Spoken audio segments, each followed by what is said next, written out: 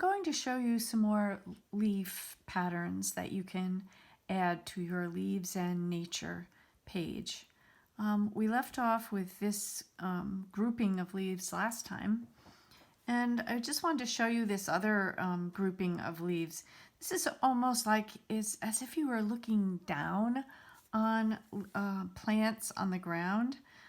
So things come off each other in different ways. So for example, I could add this leaf here and maybe another would show this idea. So I started out with a grouping like this, but then I added leaves going in different directions. This grouping creates some nice little triangle negative spaces that could be kind of fun to fill in with your pen or with a color. And I like this one a lot. I use it often. Another grouping would be to use these pointy type leaves. This one shows it all coming out of one stem. And so does this one, only in this one I made almost kind of a poinsettia sort of a shape. And since we're getting into the close to the Advent season, here's another shape leaf. Looks like a holly leaf. The way I do it is I start at this end and I do 1, 2, and then I think of the third point as being the top, and then I do 1, 2, and back to the beginning. And of course, if you group them in bunches like this, and they could be overlapping, and add some circles, you've got kind of a holly and berries. So I'm going to give you a few minutes to take a look at these and put them in your notebook.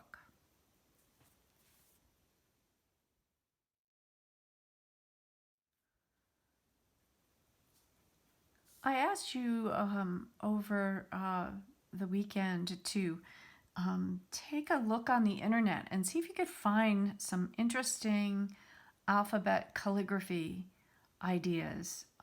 I found really a million. Not too many of them are easy to download, so the ones that I chose to put into my sketchbook, I had to actually copy them right off the internet page. And I just want to mention that I did draw lines with a ruler to help me out, but then I erased them so that they wouldn't be just confusing to look at. So this was one that I kind of liked with the 3 dots. I don't know why, that just appeals to me. And as I was doing it, I realized, well, you could do this, but fill it in solidly if you like, or even leave these types of shapes totally blank. But something about the little dots I really like. Here was another one that I liked and copied. It's kind of unusual, a little bit Art Deco or something. And another one I'd like to show you that I'll just do one and then you'll get the idea, is very easy to do and I think looks very nice. And that is doing a letter, say the letter A, and then wherever there's an end or a joining of lines, you add a little filled in dot like that. So basically, your alphabet, it's going to look like this. Okay?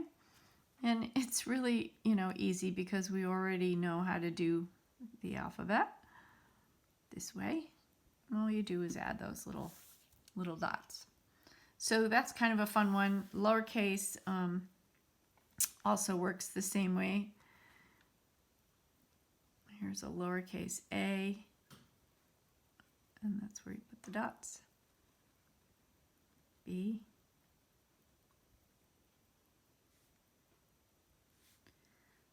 Let's see. So that's a nice one, and very easy. So give that a try.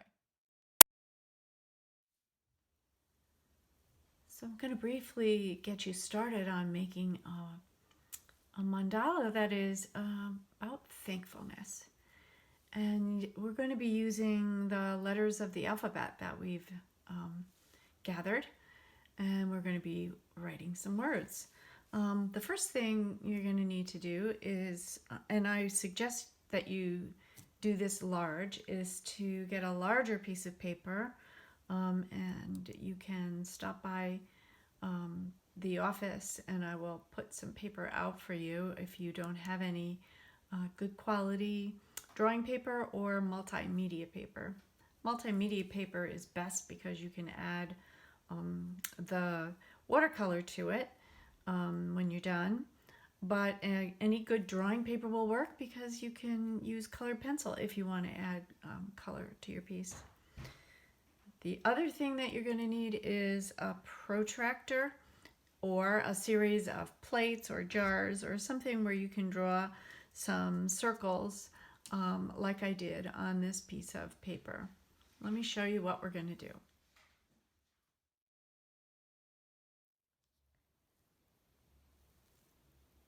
I've decided to use this alphabet that I found on the internet, and I started working on the mandala that I show you before, that I drew the circles, and I decided to write the words give thanks, and what I did, just a little tip, is I did the north, south, east, west sort of thing, at least to start, and I did the first one followed by the next one. I turned the paper, obviously, and then I worked my way in between those two spaces, and it didn't work out perfectly.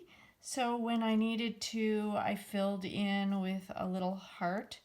You can see the hearts are of different sizes depending on what kind of a gap was there.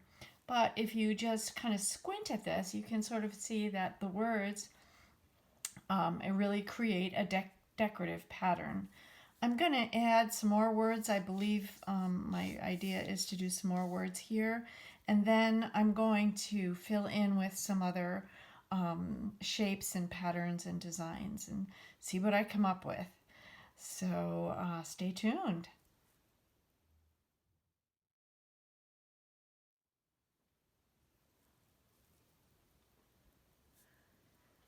Well, here's my finished mandala. As you can see, I added some more words and decided to do it just on kind of half and then do a design the rest of the way. So it doesn't really mean if you start doing something on one part of a circle that you can't do something different with the rest. I think it's all a matter of balance. I also decided to try one of those kind of vine leaf ideas in this. Oh, and also just notice that I did a variation of this. I didn't do the dots and I didn't do the filling in on this version. Kind of like that too. And then on the outside edge, I used another one of those nature designs. And again, I did kind of divide it north and south, east and west first, and then just kind of loose and free in between. One thing I'll just say about this mandala is, so there were some concentric circles that I did, the circle here, here, and here, and I erased those lines after I finished. I have to admit, just because of this being handwriting, I did do some light pencil lines and then went over them in ink and erased the pencil lines for those I just felt more relaxed about how the outcome might be by doing that. And that's okay too. Whatever you're comfortable with. Now, you might want to complete your mandala with words in just the black ink with white paper and leave it at that. Or you might want to go in and add some color.